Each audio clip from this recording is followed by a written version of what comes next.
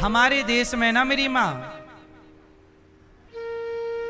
लोगों के अंदर शिक्षा तो है, संस्कार नहीं है। बेवजह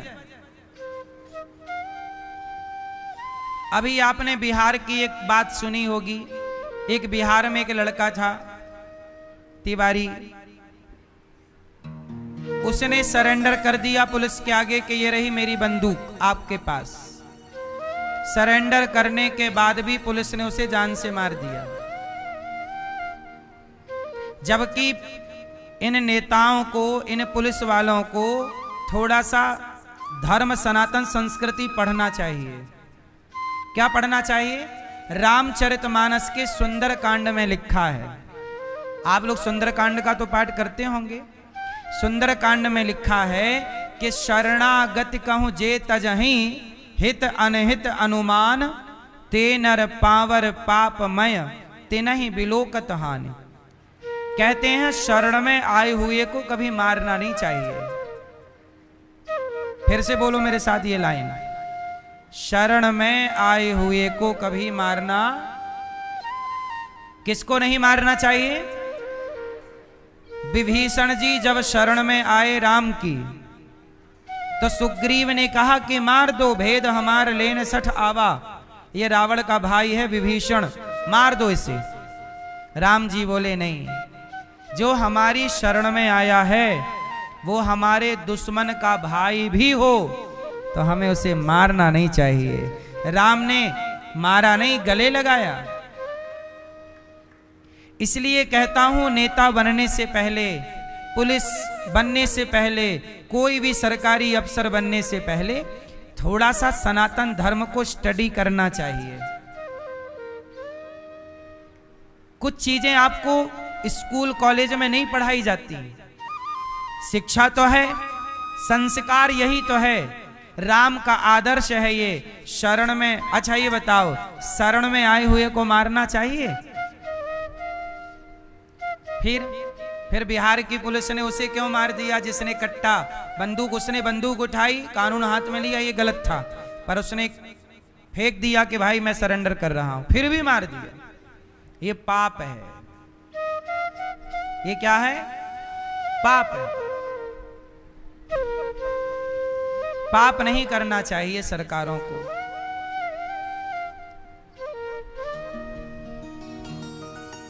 गौ हत्या, ब्राह्मण की हत्या से बचना चाहिए, किसी की भी हत्या से। अब वो ब्राह्मण था, तिवारी था, उसे मार दिया। क्यों मार दिया? बेचारा हर साल उसका गांव बाढ़ में डूब जाता था, तो वो अपने गांव के रक्षा के लिए नेताओं से, अफसरों से मिन्नतें करता कि भाई हमारी सुनो। कोई ना सुनता तो उसने बंदूक उठा ली। भाई सिस्टम भी तो हमारा लापरवाह है भारत का। मैं बार बार कहता हूं कि बिहार में सबसे ज्यादा बाढ़ आती है। हर साल हजारों करोड़ का नुकसान होता है।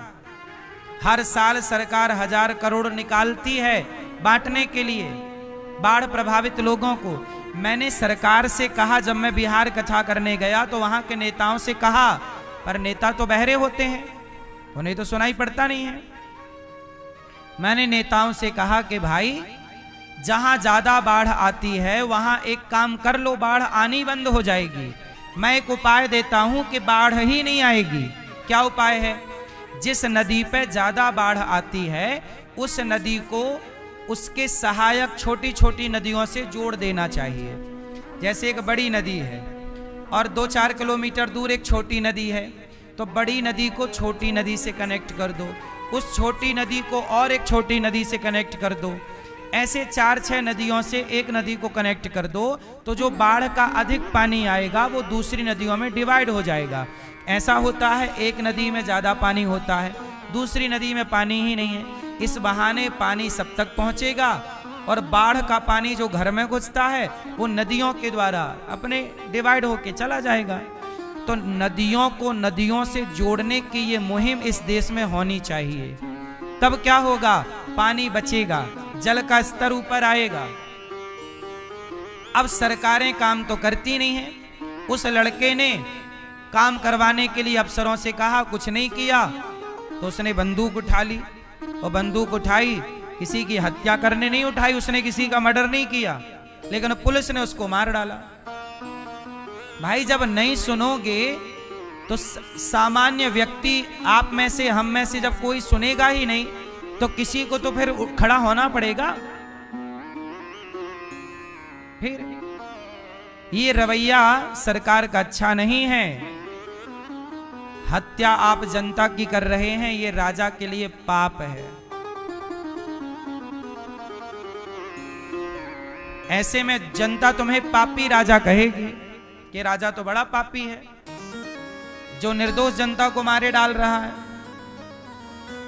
शरण में आए हुए को कभी नहीं मारना चाहिए। हाँ, वो कोई बहुत बड़ा अपराधी होता, आतंकवादी होता तो फिर आप मारते, कोई मनाही थोड़ी थी।